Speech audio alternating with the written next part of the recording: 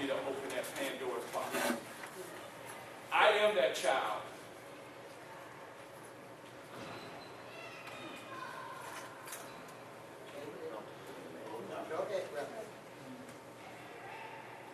who was forbidden to eat human food for 9 months. I am that child who was made to sleep out with the dogs, and even with the snow on the ground.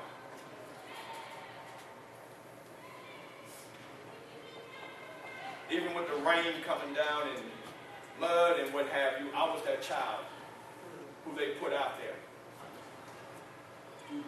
I was that child who was put up on the wall, and all I saw was that big gigantic fist going in my forehead.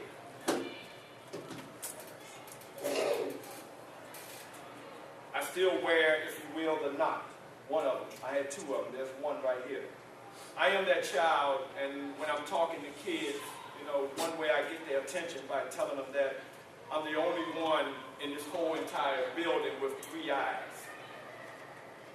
And when I say 3 eyes, quite naturally, you know, we got the 2 eyes, but I have another eye right here. That eye is the eye that when I got hit in the head with a brick, not the flat end of the brick, but the corner of the brick. And you can imagine what took place after. I am that child who was sexually abused.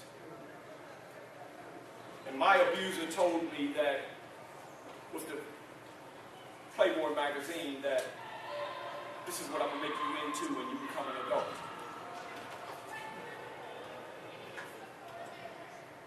When I got older, I knew there was a God. Because his plans for me was diverted. Thanks to God and thanks to that praying grandmother, great-grandmother that I had by the name of Mary Rogers. And this is after I got out of foster home.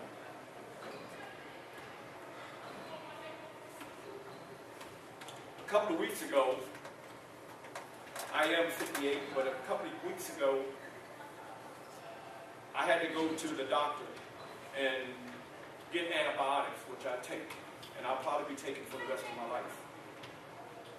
Thanks to an incident that happened when I was 17 years old in Tampa, Florida, when my biological dad, who passed away in 2001, grabbed me and put me in a headlock and took a stainless steel fork and began to jig in my back and my head, which I still suffer from. If I don't take those antibiotics, it swells.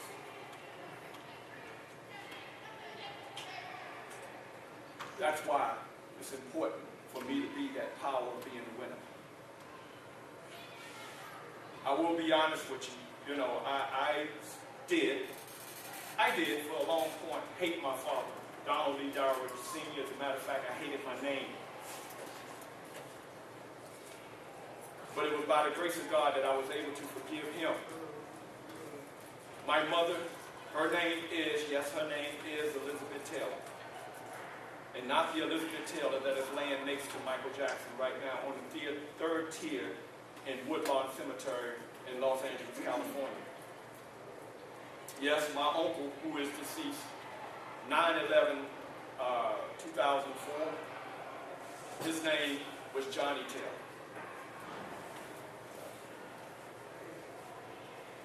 I was the child, along with my 2 sisters, who was left on a street corner. Because my mother ran off with another man while my dad was incarcerated. And that led me to the foster home, 5 foster homes. But you know, I read something by a gentleman by the name of Napoleon Hill.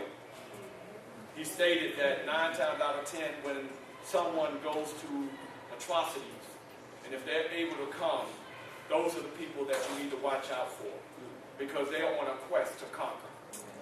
And I am that person, one of those type people. I'm on a quest to conquer. And if any one of those people were to walk through that door right now, would I be upset? Would I be angry at them? No, I would go and I would hug them. And I would thank them, believe it or not, I would thank them for bringing me through what they brought me through, because it only made me appreciate life. It only made me fall in love with the ability to bring my best to the forefront. Even now, I may say that, yes, sometimes doubt comes in, but I thank God so much that when doubt comes to my mind, I'm able to ward it off. When issues come to my mind and say, let's go down to this street right here, when I know that street is the wrong street, I thank God, because you know this thing called skin can get in the way. So I thank God that I can die within myself and go down that road, knowing that at the end result, that choice that I made here, the second choice, is the greater choice, as opposed to making a choice here that will bring me to a road of destruction, pain and agony and defeat. Coming through those trials, and I also must say that, you know, being left back in the first grade, and I'm going to bring light to this, that when I got left back in the first grade, I will blame that on James Brown, yes, the entertainer James Brown, because he appeared on the Ed Sullivan show that night, Sunday night, and I really loved what he did. And as a matter of fact, right now at 58, not only can I do the Temptations very well, but I can do James Brown very well. We were on a cruise, my wife and I was on a cruise a couple of years ago, and I got in the talent show, and yes, I wound up winning the talent show as James Brown. And I must say, there was a white guy there, a black guy, believe it or not. When I saw him, I said, there was a black guy imitating Elvis Presley. And he came in number 2. I went to him, I said, please, can I have your autograph? He said, no, I want yours. No, I want yours. Come on, I ain't never seen a black Elvis Presley. Right. Lemonade. But when people ask me, they say, Don, man, every time I see you, man, you doing something. I see you doing something. You know, how many of you all ever ask somebody, how you doing today? And they'll come out and they'll say, oh, I'm all right, man, it's just another day. I tell them, I say, you know what, don't ask me what I'm doing, because I'm going to give you the whole rundown. Not only am I living life, but I got an appointment over here, I'm getting ready to perform over there, I'm writing over here, I've been smiling over there, and I'm living life. I'm giving every moment I got, because you know what, I'm running from. And on my desk, on the corner, I have a can of Alpo dog food. I still have that sitting there. And when people come in right away, they're like, where the dog at? Where the dog at? So I kind of go, and they'll say, you funny. I say, yeah, because this is what I used to eat. They're like, get out of here. You ate that because you wanted to eat it. No, I didn't eat that because I would never want to eat dog food. Just smelling it would turn me off. That's the stuff they fed me with hot sauce in it. That's the stuff that German Shepherd and I used to fight over. And thankfully, that German Shepherd didn't bite and try to maul me to death. But we became good friends. Believe it or not.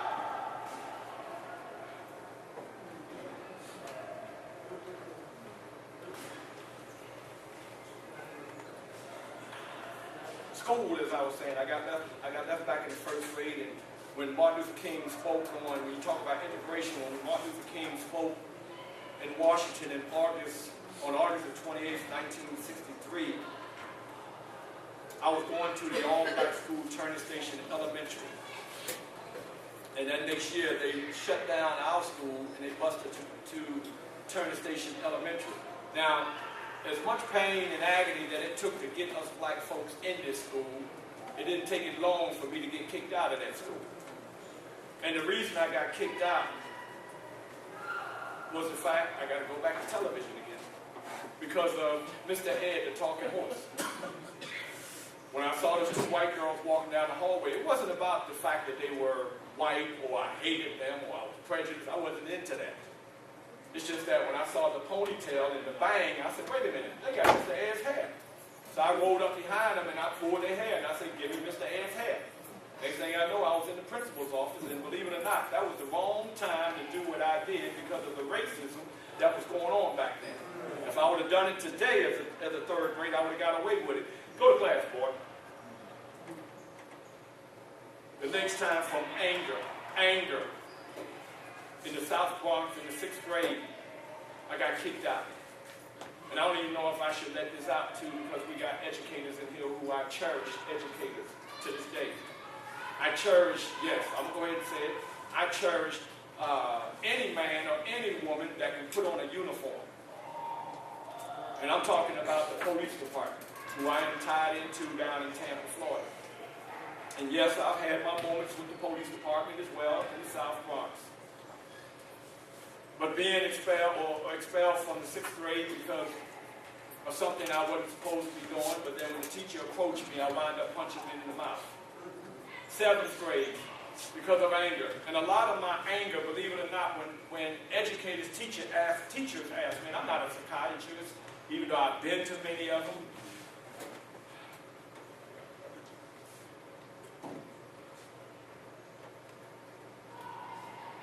Straight jackets. At the age of 15, I've been in them. Been told that I'll probably spend the rest of my life in prison. Been told that I'll probably grow up to be a bum, living on the street. And it's funny though, because they said I was going to grow up to be that bum, living on the street, eating out the garbage can. Well, at the age of 13, that's what I was doing, because I ran away from a very harsh father. What comes to mind now, the vision I see now is myself on 125th Street and Lenox Avenue, right there on that corner, that steel garbage can, looking through it for something to eat at the age of 13. That's what I see right now. And when I'm telling you these stories, ladies and gentlemen, I actually, please don't have pity on me. Don't have shame on me or those who did it to me. But I want you to look at this man that is talking to you now, the man of success.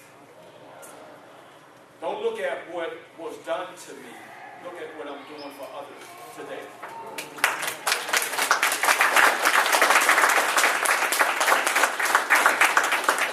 Even this young lady here, this beautiful young lady who I love so much, that's my niece, Anicia Shields.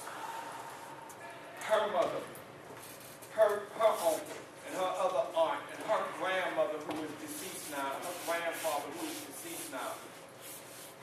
I can't tell you how they saved my life in the South Bronx, how they captured me from a daunting father, how they preserved me and took me in with the love that I solely needed, and how they helped me to divert me, even though I was still there, from gang warfare.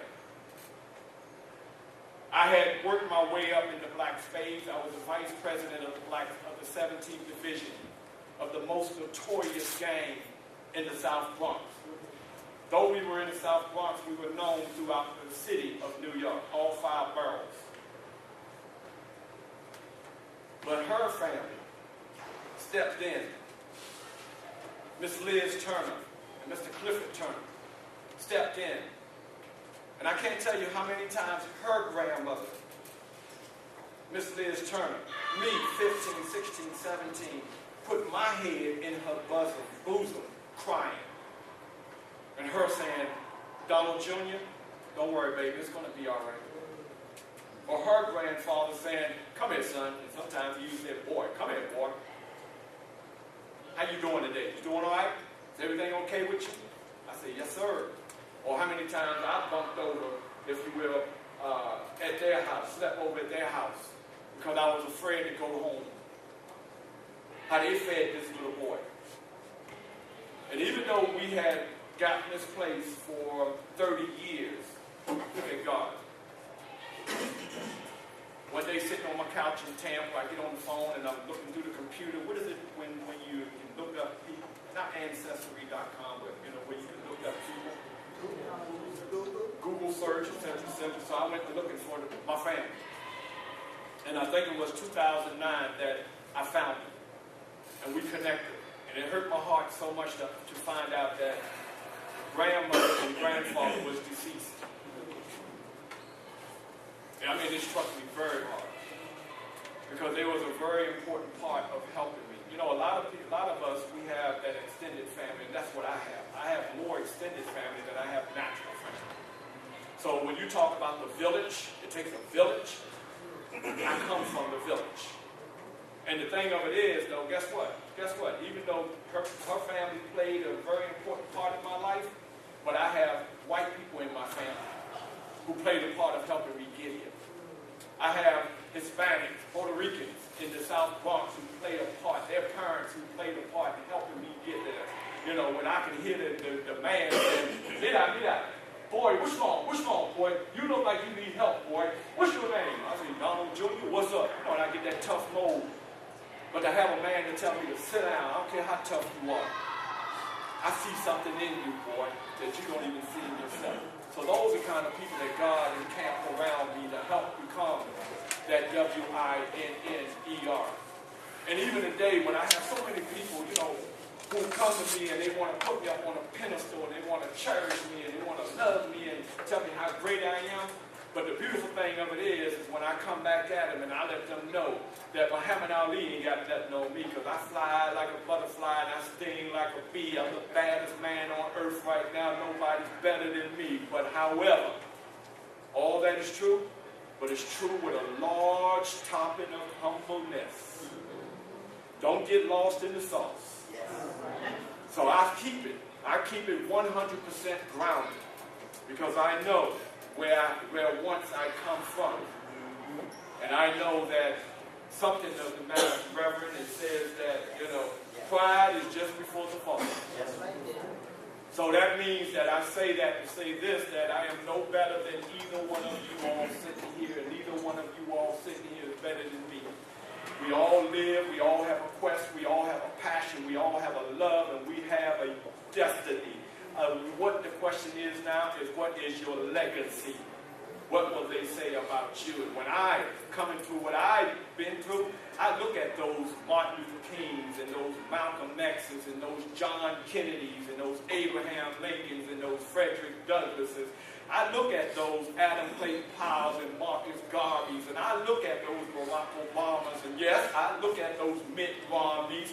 I look at those Republicans, I look at those Democrats, I look at those entertainers, those who are living and those who are past, and I gather information from all of them to insert inside myself, and then that allows me to know what my legacy is going to be. Zig Ziglar said, how many do you want at your funeral? Do you want your family there? Or first of all, do you want one person there? Do you want your family there? Do you want the community there? Do you want the city there? Do you want the state there? Do you want half the nation or region there? Or do you want the world there? There was a movie that I love, and every now and then I pour it out. Yes, it is a gangster movie. It's Scarface. Al Pacino. When he walked out and he looked at the globe turning, the world is yours. When I'm laying, whether it be church, state, or wherever, I'm humbled by saying this. Yes, I want the world there. What do you want people to say about you? Don't tell them that I got diamonds and I drive a nice fancy car and I live in a nice fancy home. Tell them that Donald Lee Darius Jr. just stopped by to help somebody. I'm taking a sheet out of Dr. King's life. Just tell them I stopped by to try to help somebody. And I wanted just to improve somebody. And I wanted to love somebody. Ladies and gentlemen, the power of being a winner. Thank you.